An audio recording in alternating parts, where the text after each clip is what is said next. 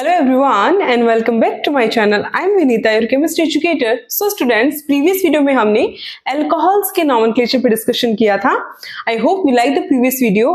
आज के इस पर्टिकुलर वीडियो में हम फिनोल्स एंड ईथर की nomenclature पे डिस्कशन करेंगे. आपको क्या करना है कि ये वीडियो पूरा देखने के बाद में एनसीईआरटी के और प्रीवियस ईयर क्वेश्चन सारे आपको सॉल्व करने हैं, प्रैक्टिस करनी है क्वेश्चंस. और अगर आपको कोई भी डाउट रहता है तो आप कमेंट सेक्शन में कमेंट करके अपना डाउट पूछ सकते हैं. तो इसी के साथ बिना कोई देरी के शुरू करते हैं आज का हमारा इंटरेस्टिंग सेशन. सो सबसे पहले फ्रेंड्स हम देखेंगे नॉमेनक्लेचर ऑफ फिनोल्स. अब तक तो आप जान गए होंगे कि फिनोल किसे कहते हैं. तो जब बेंजीन रिंग से कोई OH ग्रुप अटैच्ड होता है तो इस प्रकार बने कंपाउंड को हम फिनोल कहते हैं. अब फिनोल क्या है, अब बात करें इसके नॉमेनक्लेचर की, तो इसका आईपीसी नेम भी फिनोल है और जनरली हम इसको कॉमन नेम में भी क्या बोल रहे हैं, फिनोल ही बोलते हैं. ठीक है, तो फिनोल के नॉमेनक्लेचर में हमें ज्यादा कोई रूल्स याद रखने की जरूरत नहीं है, लेकिन अगर फिनोल से कोई सब्स्टिट्यूएंट जुड़ जाए, कोई सब्स्टिट्यूएंट ऐड हो जाए इसके साथ, तब इनके डिफरेंट डिफरेंट नाम बन सकते हैं. कैसे, चलिए देखते हैं. अभी तो अगर बेंजीन के साथ OH अटैच्ड है तो ये फिनोल है. ठीक है, अब अगर फिनोल के साथ हम कोई सब्स्टिट्यूएंट ऐड कर दे, फॉर एग्जांपल कोई भी सब्स्टिट्यूएंट, तो इनके डिफरेंट डिफरेंट नाम बन जाएंगे. जैसे हमने ऐड कर दिया यहाँ पर CH3 यानी मिथाइल. तो जब फिनोल के साथ एक मिथाइल ग्रुप अटैच्ड कर दिया जाता है तो इस प्रकार बने कंपाउंड को क्रिसॉल कहा जाता है. स्टूडेंट्स, जब फिनोल के साथ CH3 ग्रुप अटैच्ड हो जाता है ना, तो इस प्रकार जो कंपाउंड बनता है उसे हम क्या कहते हैं, क्रिसॉल कहते हैं. ठीक है, अब ये क्रिसॉल यहां पर तीन टाइप का हो सकता है. कैसे, मिथाइल ग्रुप कंडीशन है कि मिथाइल ग्रुप बेंजीन फिनोल की ऑर्थो पोजीशन पे हो. सबसे पहली बात, आप बेंजीन में ortho, Meta, para and इप्सो position को कैसे आइडेंटिफाई कर सकते हैं, चलिए देखते हैं. जब बेंजीन से कोई ग्रुप अटैच्ड होता है तो उस ग्रुप के रिस्पेक्ट में, कोई भी ग्रुप हो सकता है, उस ग्रुप के रिस्पेक्ट में ग्रुप जिस कार्बन से जुड़ा हुआ होता है उसे तो हम इप्सो कार्बन कहते हैं, यानी वो तो इप्सो पोजीशन होती है. इप्सो के जस्ट पास वाली पोजीशन को हम ऑर्थो पोजीशन कहते हैं, उसके पास वाली को मेटा, और ग्रुप के जस्ट अपोजिट पोजीशन को हम कहते हैं पैरा पोजीशन. सो यहाँ पर क्रिसॉल के लिए 3 कंडीशंस हैं. कौन कौन सी? हो सकता है कि मिथाइल ऑर्थो पोजीशन पे हो, मेटा पे भी हो सकता है और पैरा पोजीशन पे भी हो सकता है. ठीक है ना, यहाँ पर 3 पॉसिबिलिटी बनती है क्रिसॉल के केस. यहाँ पर ये मिथाइल ग्रुप इस फिनोल के इस OH ग्रुप के रिस्पेक्ट में कौन से पोजीशन पे है, ऑर्थो पोजीशन पे है ना, तो इसका नाम हो जाएगा ऑर्थो क्रिसॉल. अब ये तो है इसका कॉमन नेम. इसका आईपीसी नेम क्या होगा, तो फिनोल के रिस्पेक्ट में मिथाइल कौन से नंबर पे, हम नंबरिंग कहां से करेंगे, फिनोल वाली पोजीशन से. सो 1 2, मिथाइल 2 नंबर पे है तो इस सबसे पहले सब्स्टिट्यूएंट का नाम लिखेंगे, तो 2 मिथाइल और पूरा कंपाउंड क्या है, फिनोल. सो स्टूडेंट्स, ये क्या हो गया, इसका आईपीसी नॉमेनक्लेचर. अब सेकंड कंडीशन क्या बनती है, अगर ये मिथाइल ग्रुप यहां पर ऑर्थो पोजीशन पे ऐड ना होकर के अगर मेटा पोजीशन पे ऐड हो जाए, आपको पता है कि फिनोल के साथ अगर CH3 ग्रुप अटैच्ड है, दैट मींस वो तो क्रिसॉल है. अब क्रिसॉल की पोजीशन हम बता सकते हैं कि क्रिसॉल में मिथाइल ऑर्थो पे है कि मेटा पे है कि पैरा पे. अब यहाँ पर कौन सी पोजीशन पे आ गया, ये मेटा पोजीशन पे आ गया ना, तो इसका नाम क्या हो जाएगा, मेटा क्रिसॉल. और आईपीसी नेम क्या हो जाएगा, कौन सी पोजीशन है ये फिनोल के रिस्पेक्ट में, 3 पोजीशन है ना, सो इसका नेम हो जाएगा 3 मिथाइल फिनोल. अब लास्ट इसमें कंडीशन क्या बनती है कि अगर ये मिथाइल ग्रुप मेटा पोजीशन से हटकर अगर हम इसे पैरा पोजीशन पे लगा दे, तो अब इसका नाम क्या होगा, अब तो आप खुद ही बता सकते हैं. OH यानी फिनोल के रिस्पेक्ट में ये मिथाइल ग्रुप बेंजीन की इस फिनोल की कौन सी पोजीशन पे है, पैरा पोजीशन पे है ना, तो इसका नेम हो जाएगा पैरा क्रिसॉल. और बात करें आईपीसी नेम की, तो OH के रिस्पेक्ट में मिथाइल कौन से कार्बन पे अटैच्ड है, 4th नंबर कार्बन पे, सो इसका आईपीसी नेम हो जाएगा 4 मिथाइल फिनोल. सो स्टूडेंट्स, इस प्रकार हम सब्स्टिट्यूटेड फिनोल का नॉमेनक्लेचर बहुत ही सिंपल तरीके से कर सकते हैं. ये तो हमने फर्स्ट कंडीशन देखी थी. सेकंड कंडीशन देखते हैं.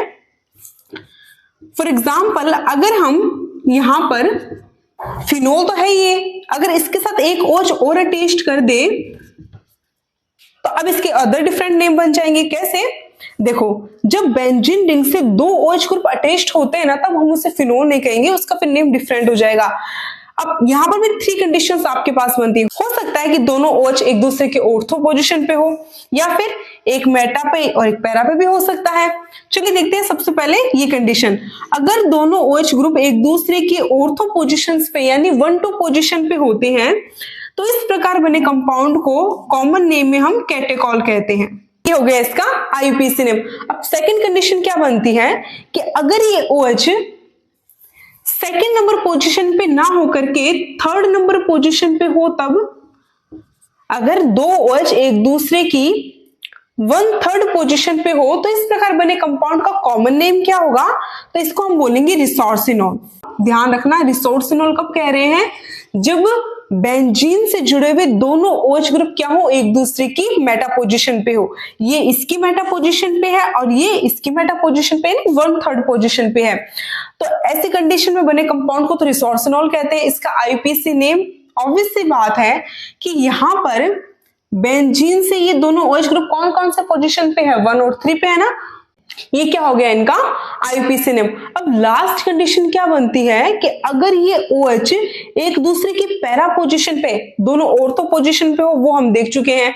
एंड लास्ट कंडीशन क्या बनती है कि अगर दोनों OH ग्रुप एक दूसरे की पैरा पोजीशन पे हो, पैरा मतलब 1/4 पोजीशन पे हो, तो उस कंडीशन में इनका IUPAC नेम और कॉमन नेम क्या होगा।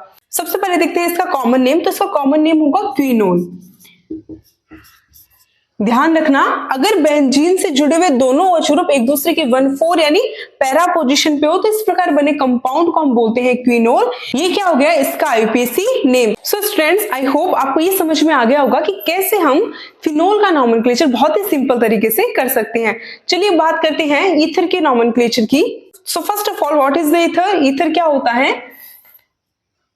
ROR, ये जो कंपाउंड है इसे हम ईथर कहते हैं, जैसे कि हम प्रीवियस वीडियोस में देख चुके हैं। अब यहाँ पर ये दो R क्या है, ये है एल्काइल ग्रुप। ये दोनों एल्काइल ग्रुप सेम भी हो सकते हैं और ये डिफरेंट भी हो सकते हैं, ठीक है। अगर दोनों एल्काइल ग्रुप सेम है तब तो उसे हम सिंपल यानी सिमेट्रिकल ईथर कहते हैं। अगर ये दोनों एल्काइल ग्रुप डिफरेंट है तब इसे हम अनसिमेट्रिकल या फिर मिक्स्ड ईथर के नाम से जानते हैं। चलिए देखते हैं कि इसका नॉमेनक्लेचर हम कैसे कर सकते हैं। तो जैसा कि हम अभी तक करते हैं वो दो मेथड है। कौन कौन से, ईथर का नॉमेनक्लेचर हम दो मेथड से कर सकते हैं। कौन कौन सा, first is common name method, first is common method से, सेकंड इज IUPAC मेथड से। जब भी हम ईथर का नॉमेनक्लेचर कॉमन मेथड से करते हैं तो हम वहां पर टर्मिनोलॉजी यूज में लेते हैं एल्काइल ईथर की। यानी जब भी हम ईथर का नाम लिखेंगे ना तो कैसे लिखेंगे, सबसे पहले एल्काइल ग्रुप का नाम लिखेंगे और उसके आगे क्या ऐड कर देंगे, ईथर वर्ड, ठीक है। कॉमन मेथड से ईथर का नॉमेनक्लेचर हम जब करते हैं तो कैसे करेंगे, सबसे पहले एल्काइल ग्रुप का नाम लिखेंगे, उसके बाद में उसके आगे ईथर ऐड कर देंगे। तो एल्काइल ईथर टर्मिनोलॉजी हम यूज में लेंगे। लेकिन अगर जबकि ईथर का नॉमेनक्लेचर अगर हम IUPAC मेथड से करते हैं तो वहां पर हम एल्कोक्सी एल्केन टर्मिनोलॉजी का यूज करते हैं।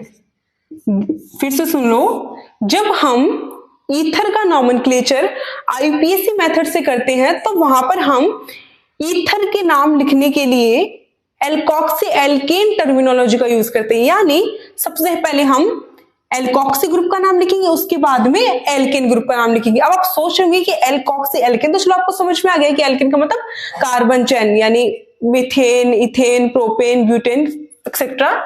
बट ये एल्कोक्सी क्या होता है, तो ईथर में कौन सा ग्रुप होता है, ROR, ठीक है। जहां पर एक R तो क्या है, एल्केन को रिप्रेजेंट कर रहा है और OR ग्रुप किसको रिप्रेजेंट करता है, एल्कोक्सी को, ठीक है। तो एल्कोक्सी का मतलब होता है OR ग्रुप। OR ग्रुप को एल्कोक्सी कहा जाता है और बचे हुए एक R यानी बचा हुआ ये जो R ग्रुप है ना, ये यहाँ पर एल्केन की फॉर्म में लिखा जाएगा इसका नाम। देखते हैं एग्जांपल फर्स्ट। अगर दोनों यहाँ पर एल्काइल ग्रुप क्या हो, मिथाइल हो यानी CH3OCH3, तो अब इसका कॉमन नेम और IUPAC नेम कैसे लिखा जाएगा। सबसे पहले यहाँ पर एल्काइल ग्रुप कौन सा है, मिथाइल है ना, और कितने मिथाइल ग्रुप है यहाँ पर, 2 है ना। 2 के लिए हम क्या वर्ड यूज में लेते हैं, डाई। एल्काइल ग्रुप कौन सा है, मिथाइल, तो एल्काइल ग्रुप क्या हो गया, डाई मिथाइल। और एल्काइल ग्रुप के बाद में हमें क्या लगाना है, ईथर। सो इसका कॉमन नेम तो हो जाएगा डाई मिथाइल ईथर। अब बात करें इसके आईयूपीएसी नेम की, तो आईयूपीएसी नेम में तो क्या करना पड़ता है, सबसे पहले एल्कोक्सी का नाम लिखेंगे, उसके बाद में एल्केन का। बिकॉज यहाँ पर दोनों एल्काइल ग्रुप सेम है, तो आप किसी भी एक कार्बन को तो एल्केन मान लो और एक कार्बन को आप ऑक्सीजन के साथ ऐड करके उसको एल्कोक्सी बना दो, ठीक है। अब यहाँ पर एल्क ग्रुप कौन सा है, मिथाइल है ना, तो यानी OCH3 होगा ना भैया, और OCH3 को हम क्या बोलते हैं, मिथॉक्सी। एल्क का मतलब कार्बन कि कौन सा है, कि मिथाइल है या फिर इथाइल, और O के लिए ऑक्सी, ठीक है। तो इस यहाँ पर OCH3 के लिए तो क्या लिख देंगे हम, मिथॉक्सी। और एल्केन कौन सी है, 1 कार्बन की है ना, और 1 कार्बन की एल्केन को हम क्या बोलते हैं, मीथेन। सो इसका आईयूपीएसी नेम हो जाएगा मिथॉक्सी मीथेन। ये तो बहुत सिंपल है। अगर यहाँ पर CH3 की जगह C2H5 होता यानी इथाइल ग्रुप होता, सो आप इसका नेम कैसे लिखते हैं, वही कितने इथाइल ग्रुप है, 2 इथाइल ग्रुप है, तो 2 के लिए डाई। एल्काइल ग्रुप कौन सा है, इथाइल, तो डाई इथाइल, और आगे क्या लगा देंगे, ईथर।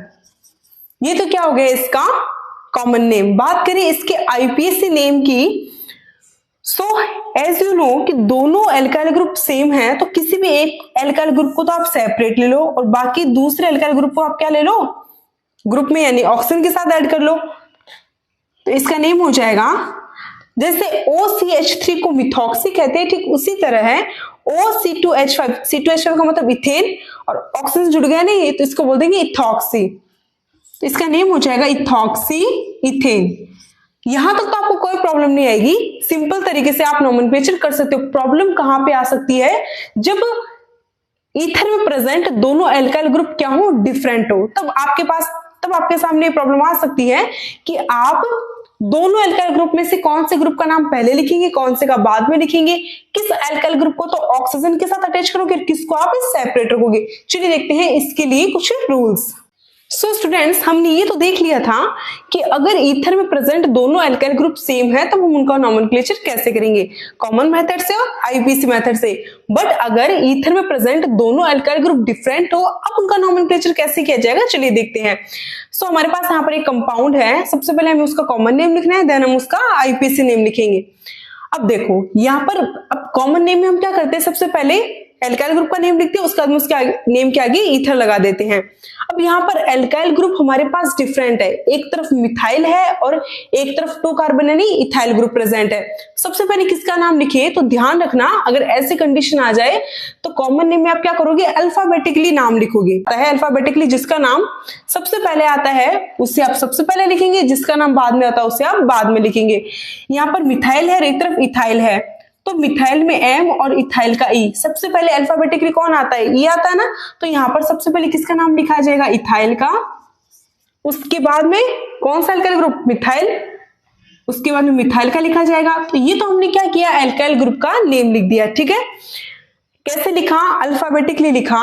सबसे पहले इथाइल आता है तो सबसे पहले E आता है तो पहले इथाइल का नाम लिखा, अल्फाबेटिकली M बाद में आता है इसलिए इथाइल के बाद में हमने मिथाइल का नाम लिखा। जब एल्काइल ग्रुप का नाम लिख दे उसके बाद में क्या हम ऐड करते हैं इसमें, ईथर। सो इथाइल मिथाइल ईथर, ये क्या बन गया, इस कंपाउंड का कॉमन नेम। अब आती है इसके आईयूपीएसी नेम की, तो आईयूपीएसी नेम में हमें क्या करना होता है कि 2 एल्काइल ग्रुप में से एक एल्काइल ग्रुप को तो हम सेपरेट करते हैं एल्केन के रूप में, और दूसरे एल्काइल ग्रुप को हम ऑक्सीजन के साथ ऐड करके एल्कोक्सिक वे में नाम लिखते हैं उसका, ठीक है।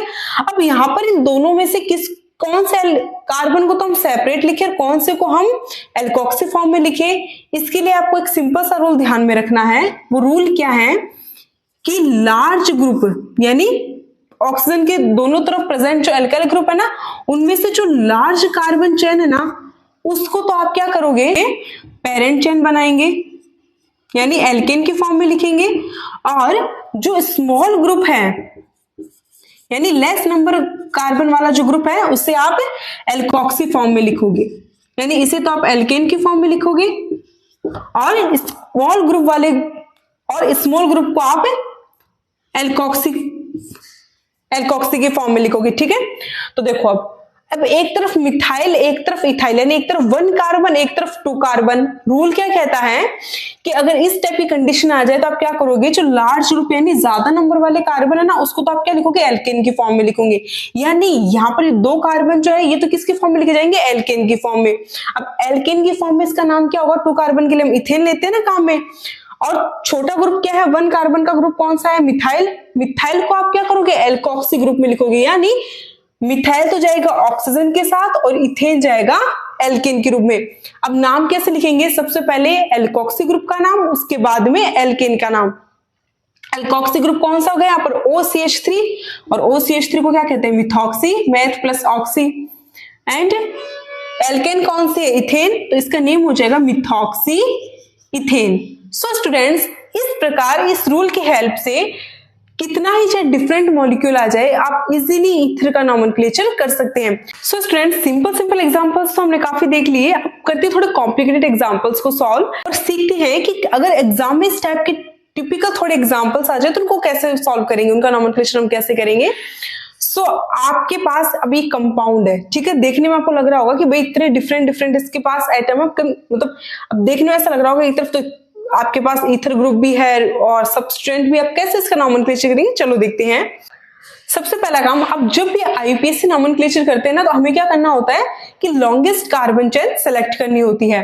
अब देखो आपके पास यहाँ पर ऑक्सीजन के दोनों तरफ प्रेजेंट एल्काइल ग्रुप क्या है, डिफरेंट है, तो रूल क्या कहता है कि जहां पर नंबर ऑफ कार्बन ज्यादा है ना, उसको तो आप क्या मानो, एल्केन, और जहां पर नंबर ऑफ कार्बन कम है उसको आप क्या मानो, एल्कोक्सी ग्रुप। अब इन दोनों में नंबर ऑफ कार्बन सबसे ज्यादा कहां पर है, इस ग्रुप में है ना, तो इसको तो हम एल्केन मानेंगे और इस ग्रुप को हम क्या मानेंगे, एल्कोक्सी ग्रुप। अब इतने बड़े ग्रुप का नाम कैसे लिखें, सिंपल सा है कि कार्बन चेन सेलेक्ट करो। कार्बन चेन कैसे सेलेक्ट करते हैं, सबसे लॉन्गेस्ट यहां से 1 2 3 4 कार्बन की एक चेन बन रही है। पहले हम 4 कार्बन की लॉन्गेस्ट चेन सेलेक्ट करते हैं, नंबरिंग यहीं से होगी क्योंकि इधर से करेंगे तो इथॉक्सी ग्रुप को कम ज्यादा नंबर मिलेंगे ना, तो नंबरिंग हम उस साइड से करनी है कि भाई सब्स्टिट्यूएंट को कम से कम नंबर मिल सके, तो नंबरिंग यहां से करेंगे 1 2 3 एंड 4। अब सबसे पहले सब्स्टिट्यूएंट का नाम लिखते हैं। सब्स्टिट्यूएंट हमारे पास 2 हैं, एक तरफ तो इथॉक्सी ग्रुप, पता ना कि ऑक्सीजन और 2 कार्बन, इस ग्रुप को हम क्या बोलते हैं, इथॉक्सी, और एक तरफ 3 नंबर कार्बन पे क्या है, मिथाइल ग्रुप है। अल्फाबेटिकली ई पहले आता है तो इथॉक्सी का नाम पहले लिखेंगे, देन मिथाइल का। इथॉक्सी कौन से नंबर कार्बन पे है, 2 नंबर पे, तो 2 इथॉक्सी, वी नो दैट कि ऑक्सीजन और उससे जुड़े हुए 2 कार्बन, इस ग्रुप को हम क्या कहते हैं, इथॉक्सी। सो 2 इथॉक्सी, 3 नंबर पे क्या है, मिथाइल, 3 मिथाइल। अब टोटल कितने नंबर ऑफ कार्बन चेन है, 4 कार्बन की, और सारे बॉन्ड सिंगल्स हैं तो ब्यूटेन। सो स्टूडेंट्स, इसका नेम क्या हो जाएगा, 2 इथॉक्सी 3 मिथाइल ब्यूटेन। सो अब नेक्स्ट एग्जांपल आप खुद कीजिए, वीडियो को पॉज करो, पहले एग्जांपल को खुद सॉल्व करो, देन वीडियो प्ले करके इसका करेक्ट आंसर देखो। अब देखो इसका नॉमेनक्लेचर कैसे करेंगे। अब देखो एक तरफ तो आपके पास इथॉक्सी ग्रुप है, एक तरफ आपके पास मिथॉक्सी ग्रुप है और एक तरफ मिथाइल ग्रुप। सबसे पहले तो कार्बन चेन, सीधी कार्बन चेन सिलेक्ट हो रही है। अब 3 यहाँ पर सब्स्टिट्यूएंट आपके पास, तो नंबरिंग किस साइड से करोगे, अल्फाबेटिकली। जिस सब्स्टिट्यूएंट को अल्फाबेटिकली जो पहले आता ना, कोशिश करो कि उस सब्स्टिट्यूएंट को आप कम से कम नंबर दे सको, ठीक है। सो अगर आप नंबरिंग किस, अब देखो एक तरफ इथॉक्सी है, मिथाइल है, मिथॉक्सी है, अल्फाबेटिकली ई पहले आता है तो इथॉक्सी को कम से कम नंबर मिलनी चाहिए, इसलिए नंबरिंग कहां से करेंगे, इस साइड से। अब सबसे पहले नाम किसका, सब्स्टिट्यूएंट का, सब्स्टिट्यूएंट 2 नंबर पे इथॉक्सी, सो 2 इथॉक्सी, 4 नंबर पे मिथॉक्सी, देन 3 नंबर पे मिथाइल, एंड कितने कार्बन की चेन, 5 कार्बन की, तो 5 कार्बन के लिए पेंटेन। तो 2 इथॉक्सी 4 मिथॉक्सी 3 मिथाइल पेंटेन, ये क्या हो गया, इस कंपाउंड का आईयूपीएसी नेम। अब हमने सिंपल कार्बन चेन के तो एग्जांपल्स काफी देख लिए, अब देखते हैं कि अगर यही एल्काइल ग्रुप, अगर कोई एरोमेटिक रिंग हो या फिर साइक्लिक कंपाउंड हो, तब उसका नॉमेनक्लेचर कैसे करते हैं, चलिए देखते हैं। सो फर्स्ट एग्जांपल है कि बेंजीन से अगर OCH3 ग्रुप अटैच्ड हो, ये भी क्या है, ईथर ही है ना, देखो ROR, बस फर्क क्या है कि यहाँ पर एक एल्काइल ग्रुप तो क्या है, बेंजीन है, और दूसरा एल्काइल ग्रुप CH3 है, पर है तो ईथर ही। तो इस प्रकार के कंपाउंड का हम नॉमेनक्लेचर कैसे करेंगे, सबसे पहले देखते हैं इसका IUPAC। तो IUPAC में बताया था ना रूल क्या है कि छोटे वाले ग्रुप को तो ले लो ऑक्सीजन के साथ यानी एल्कोक्सी के फॉर्म में, और बड़े वाले ग्रुप को ले लो आप एल्केन के रूप में। ठीक है, सबसे पहले किसका नाम लिखा जाता है, एल्कोक्सी ग्रुप का। एल्कोक्सी ग्रुप कौन सा है, OCH3। सो यहाँ पर एल्काइल ग्रुप कौन सा है, मिथाइल है ना, तो OCH3 को हम बोलेंगे मिथॉक्सी। और एल्केन कौन सी है, बेंजीन है।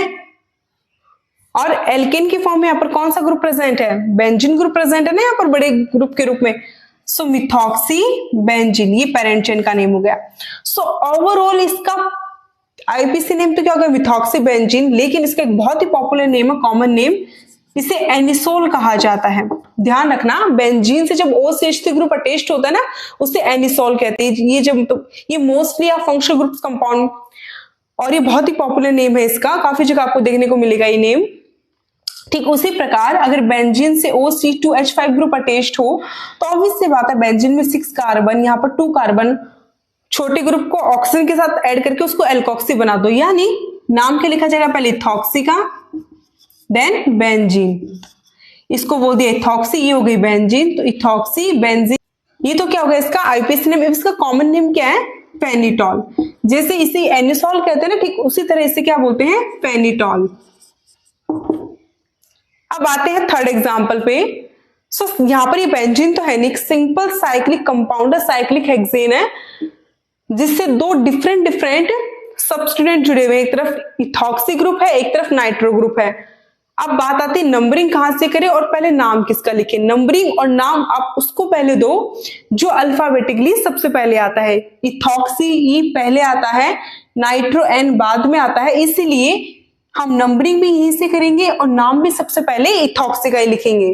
सो इसका नेम क्या हो जाएगा, मैं यहां पे लिख देती हूं इसको 1 इथॉक्सी, 2 नंबर पे क्या है नाइट्रो, 2 नाइट्रो, और ओवरऑल कंप्लीट कार्बन चेन किसकी है, 6 कार्बन की साइक्लिक चेन है, तो साइक्लिक के लिए तो साइक्लोवर्ड और 6 कार्बन के लिए हेक्सेन। सो इसका नेम हो जाएगा 1 ethoxy 2 nitro cyclohexane. So students इस प्रकार आप कैसा भी ईथर आ जाए इजीली उसका नॉमेनक्लेचर कर सकते हैं। सो स्टूडेंट्स प्रीवियस वीडियो में हमने जहां पर अल्कोहल का नॉमेनक्लेचर देखा था, तो वहां से कुछ एक्स्ट्रा पॉइंट्स जो कि रह गए थे वो यहाँ पर देखते हैं। सो स्टूडेंट्स कुछ अल्कोहल ऐसे हैं जिनको कॉमर्शियली यूज किया जाता है, तो देखते हैं कि उनका कॉमर्शियल नेम क्या होगा। फॉर एग्जाम्पल जैसे कि मिथेनॉल, ये क्या है, मेथेनॉल है, बट इसे वुड स्प्लिट के नाम से भी जाना जाता है। ठीक इसी प्रकार ये क्या है, एथेनॉल। एथेनॉल को किस नाम से जानते हैं, एथेनॉल को ग्रेन अल्कोहल के नाम से भी जाना जाता है। तो ग्रेन अल्कोहल का मतलब है कि ये जो अल्कोहल है ये फ्रूट जूस के फ्रेगमेंटेशन से बनता है, ठीक है, और इसको ग्रेन अल्कोहल कहते हैं। ये है आइसोप्रोपाइल अल्कोहल और इसे रबिंग अल्कोहल के नाम से भी जाना जाता है।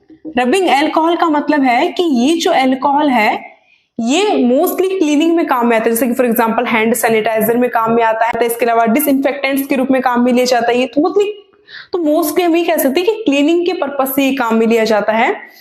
तो ये तो है कुछ ऐसे 3 अल्कोहल्स जिनका कॉमर्शियल यूज सबसे ज्यादा किया जाता है और उनके कॉमर्शियल नेम, ये आपको जस्ट आपकी नॉलेज में होनी चाहिए चीजें। अब सिंपल अल्कोहल का नॉमेनक्लेचर तो हमने देखा था, अगर साइक्लिक अल्कोहल हो तो कैसे कर सकते हैं वो और देखते हैं। साइक्लिक अल्कोहल के केस में देखो, जब भी हम साइक्लिक अल्कोहल का नॉमेनक्लेचर करते हैं तो आपको तो ये ध्यान में रखना है कि अब इसका नॉमेनक्लेचर करेंगे तो सबसे पहले किसका नाम लिखा जाता है, जो एल्केन है उसका नाम लिखते हैं, देन OH ग्रुप के लिए हम उस एल्केन के नाम के साथ क्या ऐड कर देते हैं, ओल ऐड कर देते हैं। यहाँ पर एल्केन क्या है, 6 कार्बन की एक साइक्लिक चेन है, ठीक है, 6 कार्बन के लिए हम हेक्सेन वर्ड यूज में लेते हैं और साइक्लिक कंपाउंड के लिए साइक्लो वर्ड यूज में लेते हैं। तो जब भी आप साइक्लिक कंपाउंड का नॉमेनक्लेचर करो तो सबसे पहले आप साइक्लो वर्ड लिखोगे, उसके बाद में एल्केन का नाम, उसके बाद में फंक्शनल ग्रुप का नाम। तो यहां पर इसका नेम क्या हो जाएगा, साइक्लो, कितने कार्बन, 6 कार्बन, तो साइक्लोहेक्सेन प्लस OH के लिए क्या लगाओगे, ओल, तो इसका नेम हो जाएगा साइक्लोहेक्सेनोल। ठीक इसी तरह है